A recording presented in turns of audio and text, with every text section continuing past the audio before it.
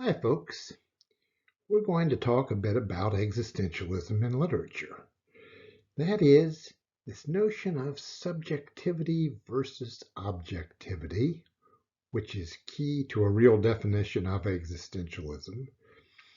And we're going to get a glimpse of this important concept, important in all post-World War II literature. Now, folks, philosophically, existentialism is tied to the philosophic idea that all knowledge is subjective. There is nothing we can absolutely know. Everything is part of our perceptions, and our perceptions are flawed and limited. We can't even know whether we ate a real lunch, whether lunchtime existed, or any of those things. Now, most of the existential philosophers in my acquaintance have been very good, well, particularly good at ordering and eating lunch.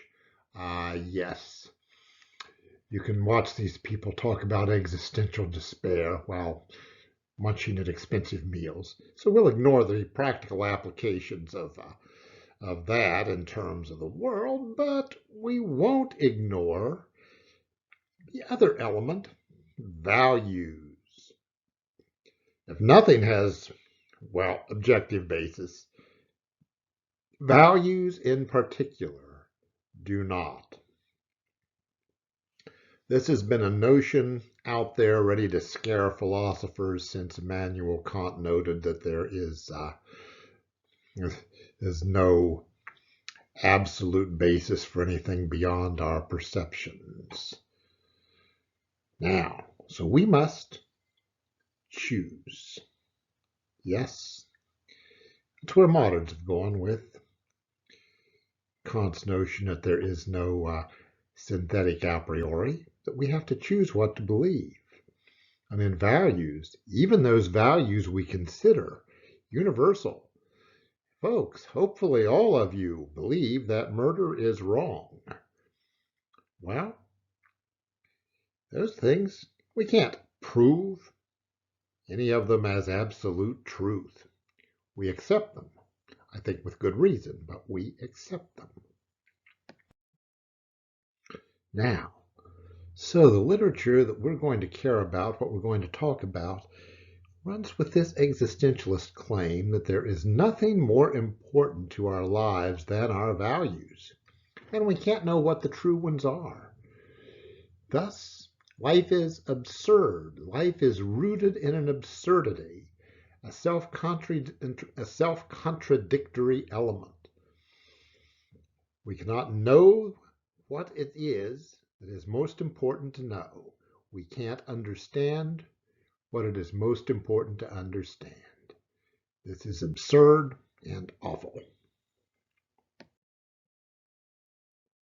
Therefore, life is an absurd and pointless nightmare. We look at some of the Europeans with the theater of the absurd, with Samuel Beckett's Waiting for Godot, with his novels as well, like the Malone trilogy. Let's see, Malone and the Unnameable. I think that's the way that those things are named in that trilogy, but all of them go with this notion that life is just egg. Now, we looked at Sylvia Plath's poetry, and we talked about it in terms of the despair from her mental conditions and state. One could read her poetry in this light. We can step way back into the 19th century and look at the first couple chapters of Moby Dick before Ishmael meets Queequeg and ask, is he experiencing existential despair? It seems likely or reasonable. However, wrote out, choice. Either we despair or we choose not to. Ralph Ellison's protagonist over the entirety of Invisible Man, we're just looking at Battle Royal, that first chapter. If we were reading the novel, we would see a series of his confrontations with a range of tormentors, all of whom keep him running right up to the end. Philosophically, Albert Camus, French, explained this in The Myth of Sisyphus, and his fiction asserts that when one discovers the absurdity of the world, one then must choose. One must find one's own values, continue that battle for justice on her own terms, on his own terms, have you. And as we think about choice and moral decision as it occurs to protagonists and what have you throughout post-World War II fiction, well, possibly even dating back before that, we get to ask this question. In a given work, does the protagonist make a subjective choice? Is it clearly and overtly subjective, based on chosen values? Sometimes that answer is yes. We'll find a lot of more modern work just has within it some of these existentialist assumptions, this notion that values must be chosen in a world in which we cannot know. Now, for The Invisible Man, our assigned portion, Battle Royal, offers a Marxist analysis of society. That chapter is at root economic determinist, and as the narrator's blindfold slips, he sees how the moneyed folk make the whole world work, that is, make it work for them, and how they exploit everyone else and such. Now, the chapter ends rather differently, though.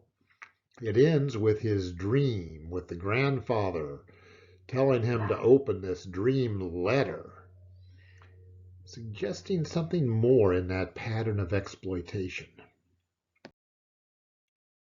And so, the narrator, we noted at the end of The Smoker, was offered gifts. It's given that leather briefcase, symbolically prestige, and the letter in it that's a scholarship. And what does it cost him? Well, he will do what those particular white folks, those little clump of plutocrats, want. Not for his own satisfaction. He is set to never achieve any self-satisfaction. And if he doesn't play the game right, well, let's start opening letters. Letters, letters, letters. There is nothing inside each letter except another letter, which opens to another, and so forth. Yes, all the way to the bottom, where he reads, "Keep this nigger boy running." Those are the words in that last letter, an invocation to all readers readers of the letter, to keep the narrator running, running, running. And indeed, through the entirety of Invisible Man, he is kept running. He's exploited variously. He tries to satisfy others, tries to meet their ends, gets nothing for himself. Nothing. He is exploited, bent, and all of the rest, until, at the end, finally, he finds freedom. Freedom gives up all of his ambitions, everything he can get out of these things. Also, he is evidently dead at the end, but he quits running. He can turn and face all of these folks. Face the plutocrats who gave him the fraudulent excuse for a scholarship. Face the president of the State College for Negroes. Face the folks who exploited him from New York. Face Jack of the Brotherhood. all of them, because there's nothing more they can take from him. He has his identity. He becomes himself. And that, folks, is the existential victory. That is the end. That is what Camus seems to demand in Sisyphus. That is the notion of victory in an absurd world. One asserts oneself in the face of all. No chance of winning.